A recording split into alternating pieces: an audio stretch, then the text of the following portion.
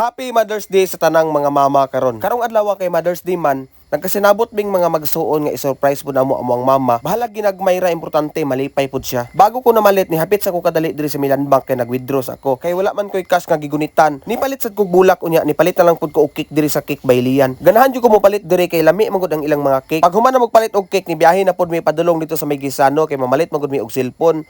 O pagsulod na mo diri na mili-mili sa ami bago mi namalit. Kining cellphone na ako ang paliton, ako aning ihatag sa ako ang mama kay wala na man gud sa cellphone kay guba na ba. Unya kay na naman ko napilian, ako na dayong gibayran pagkahuman na malit lang pud mi og karne kay aron sugbahon dito pag abot sa may balay ba. Unya ang gipalitan mo nga bulak gibutangan sa nako og kwarta nga blo. Padugang palipay ba. Unya pag abot na mo diri sa may balay naa gyud among mama naglingkod pero wala gyud sa na-expect nga nami mga dala. Perti gyud niyang lipaya og dako gyud tawon kay iyang isi. Hapit gyud na kahilak iha lang gyud gipunggan. Kini man gud atong mga ginikanan bisag dili dako nga kantidad ang ilang madawat gikan sa tua.